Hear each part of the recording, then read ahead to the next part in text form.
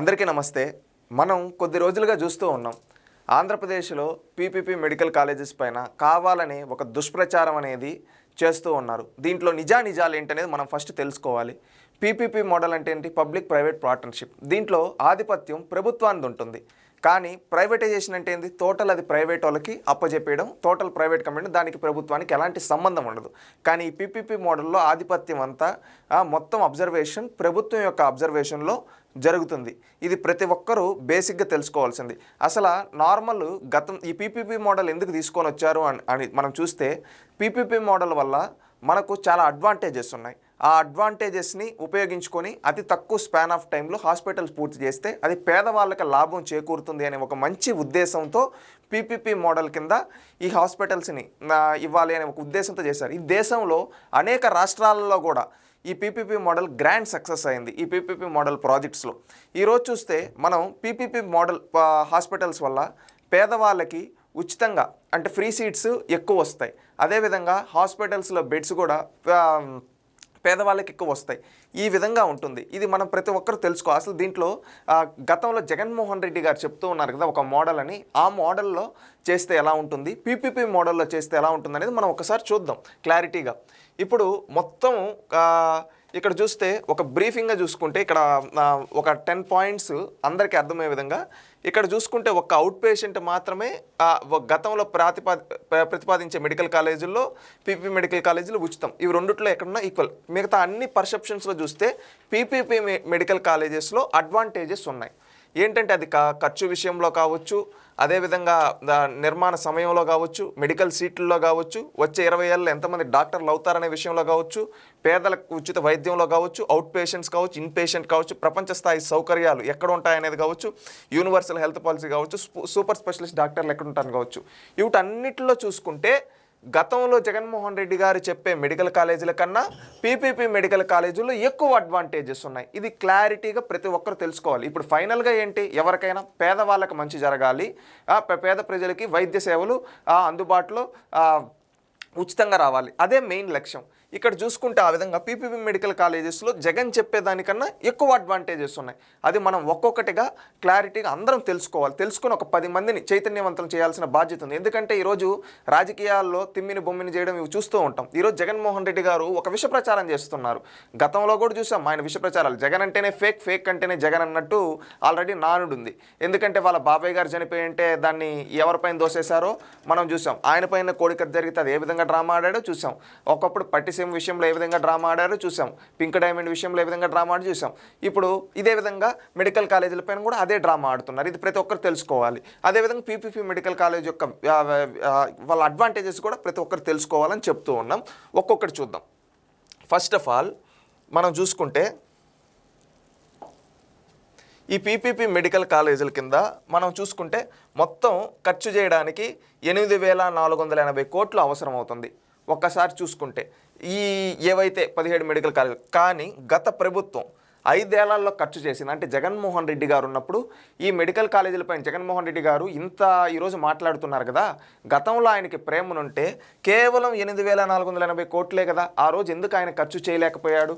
అది కూడా ఆ రోజు కేంద్ర ప్రభుత్వ స్వామి నాబార్డ్ లోన్లు ఇవన్నీ తీసుకొని వచ్చారు, కానీ అవి దీనిపైన ఖర్చు పెట్టలేదు, దారి మళ్లించాడు. ఆ రోజు 5 ఏళ్లలో జగన్మోహన్ రెడ్డి ఖర్చు పెట్టింది కేవలం 1,550 కోట్లు మాత్రమే. అంటే టోటల్ ప్రాజెక్టులో 18.2%. జగన్మోహన్ రెడ్డి గారికి నిజంగా అంత ప్రేమ ఉండి, జగన్మోహన్ రెడ్డి గారికి నిజంగా అంత ఇష్టమైంటే ఆ రోజు ఎందుకు ఆల్రెడీ అమౌంట్ తీసుకొని దాన్ని దారి మళ్లించాడు, దీనిపైన ఎందుకు ఖర్చు పెట్టలేదు? సమాధానం ప్రజలందరికీ చెప్పాల్సిన అవసరం ఉంది.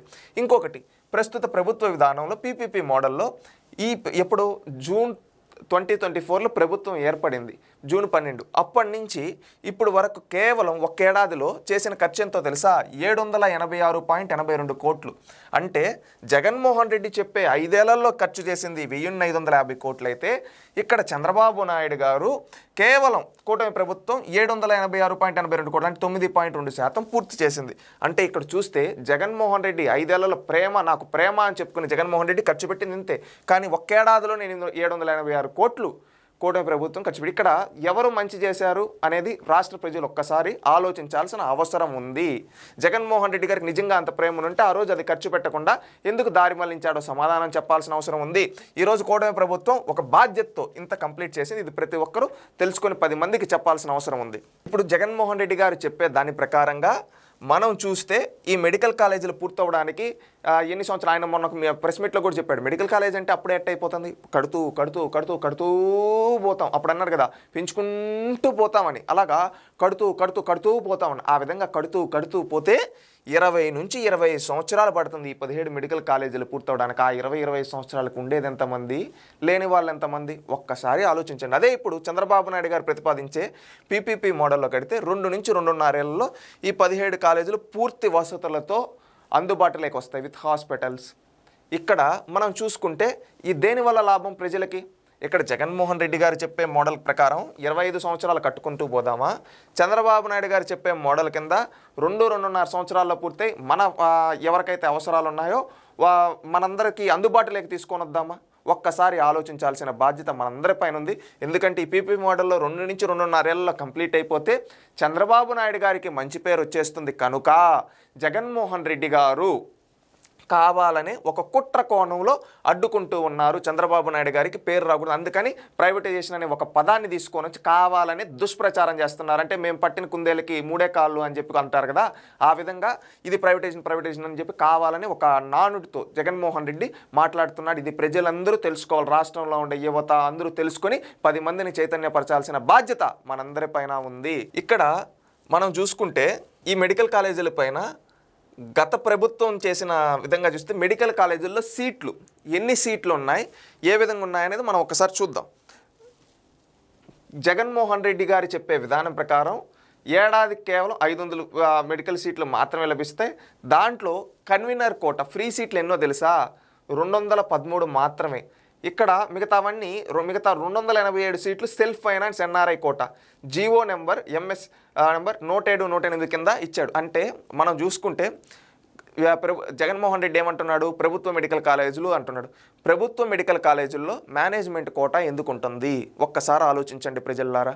ఆ మేనేజ్మెంట్ కోట ఎవరు తీసుకొని వచ్చారు తెలుసా? జగన్మోహన్ రెడ్డి జీవో నెంబర్ 133లో ఏమని తీసుకొని వచ్చాడు తెలుసా? బి కేటగిరీ సీట్లు తీసుకొని వస్తామని 2021లో జగన్మోహన్ రెడ్డి ముఖ్యమంత్రిగా ఉన్నప్పుడు జీవో ఇచ్చాడు. దాన్ని ఎండార్స్ చేస్తూ 107 జీవోలో ఇంత పర్సంటేజ్ సెల్ఫ్ ఫైనాన్సింగ్ కోట, ఇంకా ఇంత % ఎన్ఆర్ఐ కోట అని చెప్పిచ్చాడు. మళ్ళీ జీవో నెంబర్ 108లో దాన్ని ఈ ఎన్ఆర్ఐ కోటాకి ఈ సెల్ఫ్ ఫైనాన్సింగ్కి అమౌంట్లు ఇంత 12 లక్షలు 20 లక్షలు అని చెప్పి జీవో ఇచ్చాడు. ఇది జగన్మోహన్ రెడ్డి గారు చేశారు. అంటే ఇప్పుడు జగన్మోహన్ రెడ్డి చెప్తున్నాడు కదా ప్రైవేట్ అని చెప్పి, ఇక్కడ జగన్మోహన్ రెడ్డిని మనం చొక్కా పట్టుకొని అడగాల్సింది ఏంటంటే, నీకు మెడికల్ కాలేజీల పైన అంత ప్రేమ ఉంటే ఈ కాలేజీల్లో 100% ఫ్రీ సీట్లు పెట్టి ఉండాలి కదా జగన్మోహన్ రెడ్డి.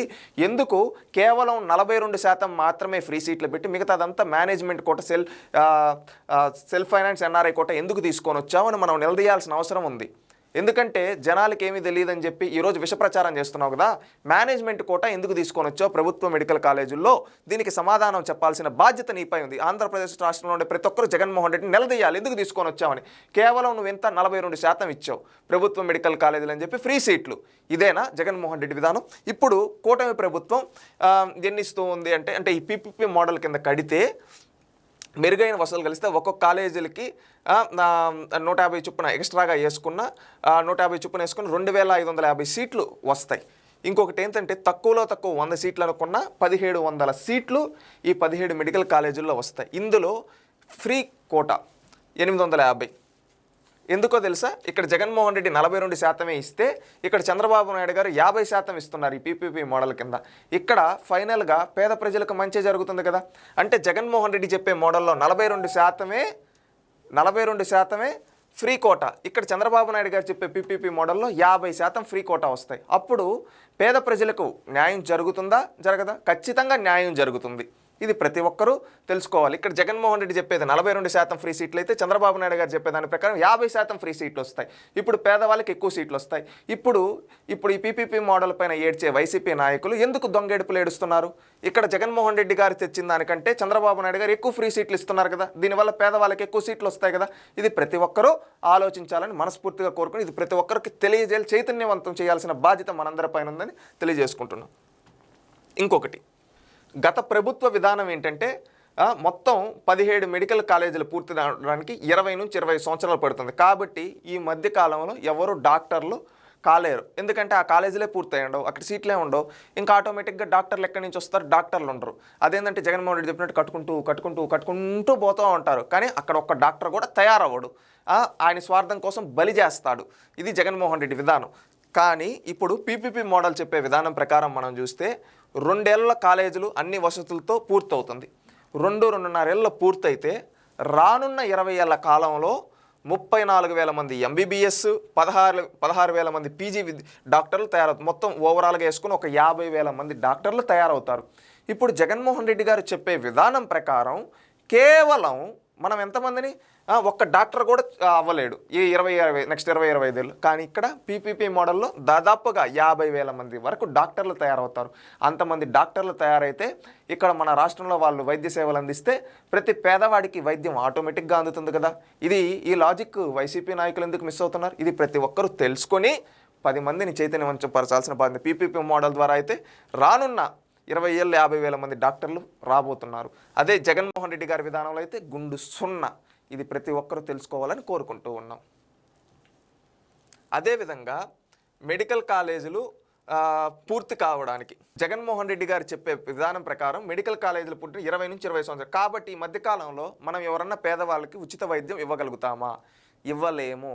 అందువల్ల ఈ ఉచిత వైద్యం ఇవ్వలేకపోతే ఎందుకు? అదే ఇప్పుడు పీపీపీ మెడికల్ కాలేజీలలో 2 నుంచి 2.5 17 కాలేజీలు పూర్తయితే అన్ని వసతులు అందుబాటులోకి వస్తే అక్కడ మనం ఇంతకుముందు చెప్పుకున్నాం అవుట్ పేషెంట్ ఉచితం 17,000 మందికి. అంటే రోజుకు 17,000 మందికి అంటే ఏడాదికి సుమారుగా 62 లక్షల మందికి 25 ఏళ్ళలో 15 నుంచి 50 కోట్ల మందికి ఉచిత వైద్యం అనేది అందుతుంది. ఈ విధంగా ఉచిత వైద్యం అందినప్పుడు ఎంతోమంది పేదవాళ్ళకు మనం సేవ చేసిన వాళ్ళం అవుతాం. ఈ విధంగా సేవ చేసినప్పుడు మనం ఒక ఆరోగ్యాంధ్రప్రదేశ్, చంద్రబాబు నాయుడు గారు ఎప్పుడు అంటుంటారు కదా, ఒక ఆరోగ్యాంధ్రప్రదేశ్గా చూడాలి. 2047 కంతా ఎవరు అనారోగ్య సమస్యలతో ఉండకూడదు, అన్ని డిజిటల్ రికార్డ్ తీసుకొని వస్తాం, అన్ని ఒక సరికొత్తగా ముందుకు వెళ్తామని చెప్పి ఆ ఆరోగ్యాంధ్రప్రదేశ్ కోసం ఆయన ఒక లక్ష్యం పెట్టుకొని ఈ విధంగా ఒక విజన్తో పనిచేస్తున్నాడు. కానీ కొంతమంది ప్రజనరీలు అడ్డుకోవడానికి చూస్తున్నారు ఈ పీపీపీ మోడల్ని. ఇది ప్రతి ఒక్కరూ తెలుసుకొని 10 మందిని చైతన్యవంతం చేయాల్సిన బాధ్యత ఉందని చెప్పి మనస్ఫూర్తిగా కోరుకుంటున్నాం. జగన్మోహన్ రెడ్డి గారు చెప్పే ప్రకారం కట్టుకుంటూ పోతారు, కానీ పేదవాడికి మెడికల్ సేవ ఉచిత వైద్య సేవలు అందేలేము, అక్కడ డాక్టర్లు తయారవరు.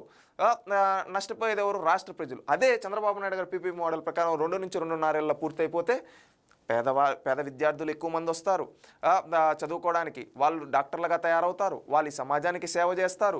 ఎక్కువ మంది ఎవరైతే అనారోగ్యం వాళ్ళకి సేవలు అందించేదానికి హాస్పిటల్ రెడీగా ఉంటాయి. ఆలోచించండి మీరే ఏ విధానం కరెక్టో. ఇంకొకటి, అవుట్ పేషెంట్లు చికిత్స అనేది గత ప్రభుత్వం విధానంలోనూ ఇప్పుడు ఈ ప్రభుత్వ విధానం రెండిట్లోనూ ఉచితం. ఇది ఈక్వలైజ్. ఇన్ పేషెంట్ కిందకు వస్తే ఇక్కడ గత ప్రభుత్వ విధానం ప్రకారం బెడ్ల సంఖ్య ఒక్కొక్క కాలేజీకి 500 చొప్పులు వేసుకున్న 2,500 మాత్రమే.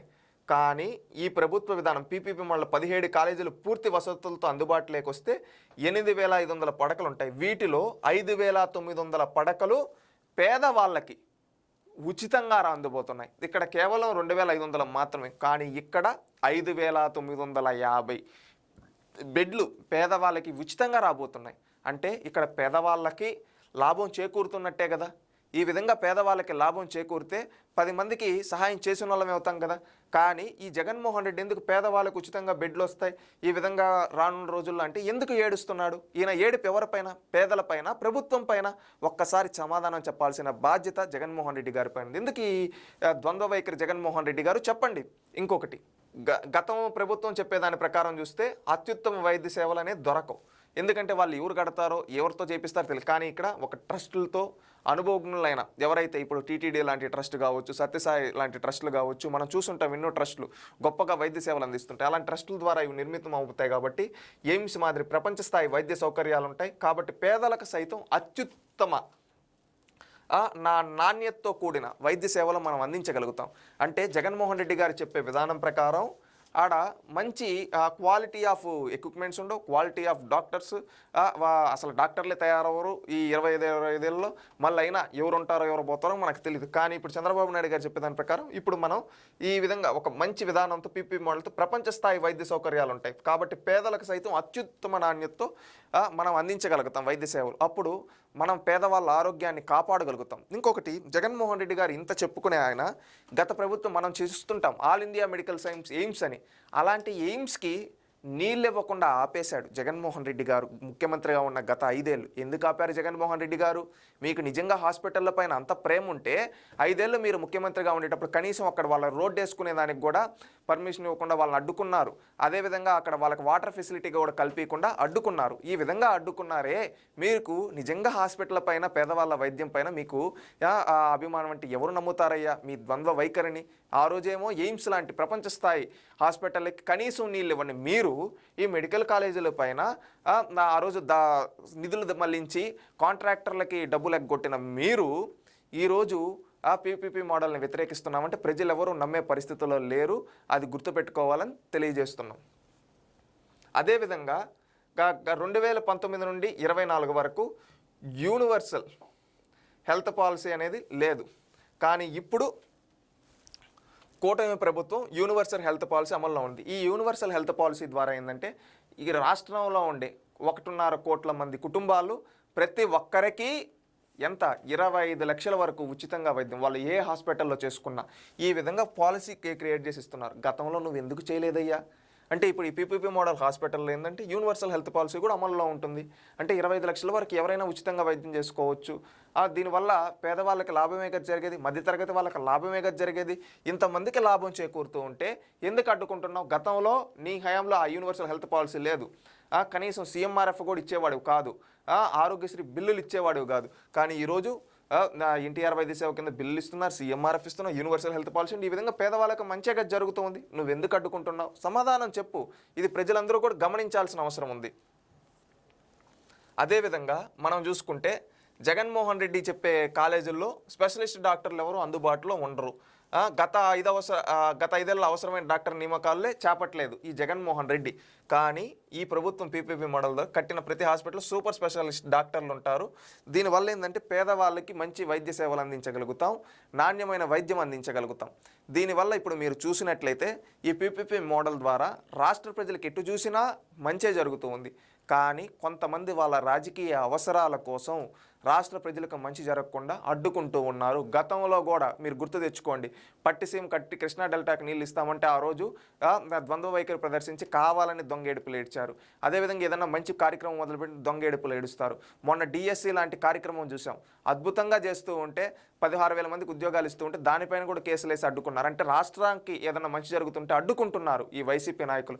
ఈరోజు ఈ మెడికల్ కాలేజీల పైన కూడా సేమ్ అలాంటి విధానాన్ని వీళ్ళు ప్రదర్శిస్తున్నారు. ఇది ప్రతి ఒక్కరూ తెలుసుకొని 10 మందిని చైతన్యపరచాలి. ఈ విష ప్రచారం చేసే వైసీపీ నాయకులని రాష్ట్రం నుంచి తరిగొడితేనే మన రాష్ట్రం బాగుపడుతుంది. ఎందుకంటే రాష్ట్రానికి మంచి జరుగుతుంటే ఇలాగ తప్పుడు ప్రచారాలు చేసి విష ప్రచారం చేసి అది ఖచ్చితంగా రాజద్రోహమే, రాష్ట్రానికి ద్రోహం చేసినట్టే. ఇది ప్రతి ఒక్కరు తెలుసుకోవాలని కోరుకుంటూ ఇది 10 మంది తెలియజెప్పి చైతన్యవంతం చేయాలి. పీపీ మోడల్ పైన అవగాహన కల్పించాలని మనస్ఫూర్తిగా కోరుకుంటున్నాను.